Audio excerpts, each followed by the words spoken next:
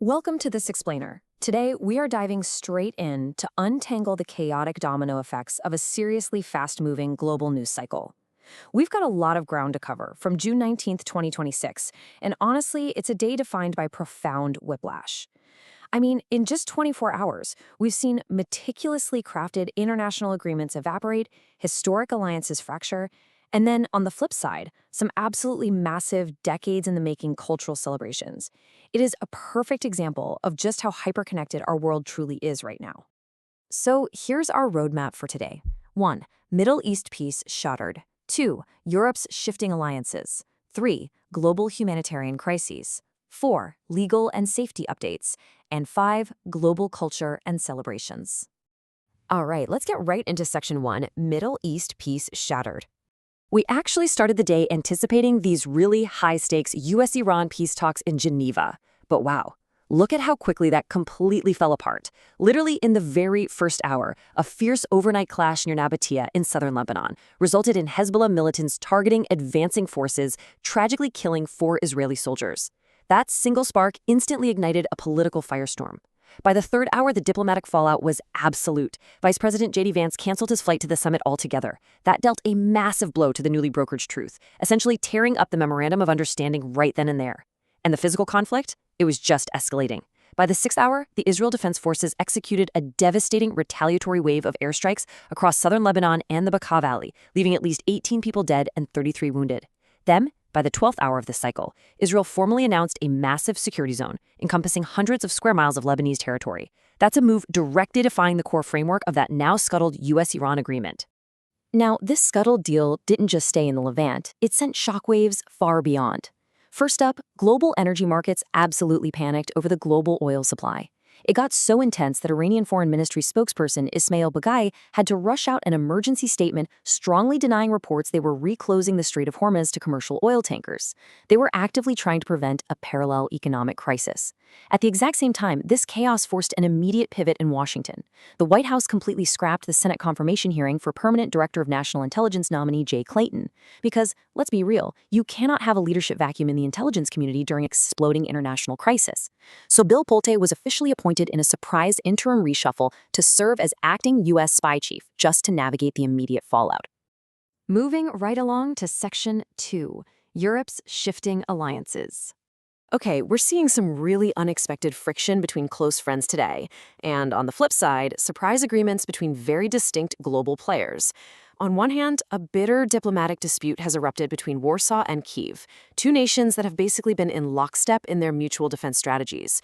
Polish President Karol Nawrocki officially stripped Ukrainian President Volodymyr Zelensky of the Order of the White Eagle. That is Poland's highest national decoration. This drastic step was taken to protest Kyiv's controversial decision to name an active military unit after a historical insurgent group linked to World War II-era massacres of Poles. But contrast that fractured alliance with a total surprise diplomatic success. During a high-level bilateral meeting in Kazan, Philippine President Ferdinand Bongbong Marcos Jr. successfully negotiated directly with Russian President Vladimir Putin to secure the release of 24 Filipino nationals detained in Russia, and they are slated for immediate repatriation. It's just a fascinating look at how fluid international relations have become. Adding fuel to the fire, literally, and really underscoring why those European alliances are so critical right now, we have a major escalation in the Russo-Ukrainian war. Ukrainian long-range drones successfully penetrated deep into Russian territory, striking a major oil refinery directly inside the Moscow city limits. This wasn't just some routine tactical military strike, it was a highly visible statement. The strike ignited an extensive structural fire that disrupted localized industrial logistics. And more importantly, it brought the reality of the front lines directly to the doorstep of the Russian capital. It's a very bold strategic move by Kyiv that significantly raises the stakes of the ongoing conflict. Now stepping back for Section 3, Global Humanitarian Crises. The UN just published an updated tracking assessment, and the number is, well, it's almost hard to wrap your head around. 1.5 million. The United Nations warns that relentless, rapidly expanding gang warfare has now catastrophically displaced over 1.5 million people across Haiti. We are looking at a total humanitarian collapse here. The infrastructure of daily life has just been ripped apart, prompting urgent, desperate calls from human rights advocates for the international community to immediately accelerate security assistance to the island nation. Now contrast that massive, sweeping scale of displacement in Haiti with this incredibly stark, acute number, 9. In the ongoing horror of the Sudanese civil war, 9 civilians were killed in North Darfur when a Sudanese Rapid Support Forces drone struck their passenger vehicle. And according to the Emergency Lawyers Advocacy Group, this wasn't an isolated incident today. A subsequent drone strike devastated the Adada market, totally compounding the tragedy. It is a really sobering reminder that behind every geopolitical maneuver and strategic strike we talk about, there is a very real, very devastating human cost playing out in real time. Pivoting domestically now, Section 4, Legal and Safety Updates. We are tracking a stunning legal twist in New York concerning a case that completely gripped the nation back in December 2024. Lawyers for Luigi Mangione have completely reversed course on his upcoming state trial for the high-profile killing of United Healthcare CEO Brian Thompson.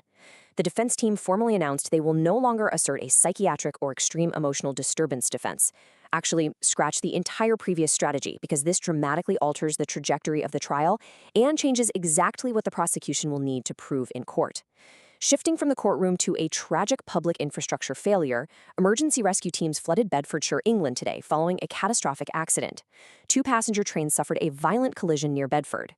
Rail authorities have unfortunately confirmed the crash resulted in 1 fatality and left 89 others injured, with 33 of those individuals remaining in serious condition.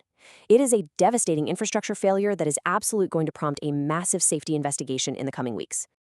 All right, taking a deep breath here for Section 5. Global culture and celebrations. After covering such a heavy news cycle, we definitely need to exhale, right? Decades of agonizing waiting, heartbreak, and near misses finally culminated in an absolute explosion of joy in New York City. Hundreds of thousands of fans flooded the streets of Manhattan for the official New York Knicks championship parade. This marks the beloved franchise's first NBA title victory since 1973. That is over half a century of waiting. The visuals coming out of the city are just incredible, a massive sea of orange and blue, proving that sometimes patience really does pay off in the most spectacular way. Meanwhile, on the international sports stage, we are seeing the unprecedented logistical scale and, honestly, the absolute hilarity of the expanded 48-team World Cup. Local hospitality boards in Massachusetts are reporting an absolute phenomenon. An enormous influx of traveling Scottish soccer fans arriving for their World Cup fixtures literally drained the supply lines of multiple Boston venues. That's right, they drank several pubs completely dry. No way, right? It's a lighthearted but very real indicator of the massive economic and cultural footprint of these mega events. I mean, they're bringing tens of thousands of passionate fans to new cities and, apparently, severely testing their local beverage inventory. So as we wrap up this explainer, we've seen how a single rocket strike can upend global diplomacy, how historical grievances can fracture modern alliances, and how a championship can unite a city after 50 years. Thank you so much for joining me today. I want to leave you with this to consider. As these complex global shifts continue to unfold, how will the shifting fault lines we explored today ultimately shape tomorrow's reality? Stay curious, and I'll see you next time.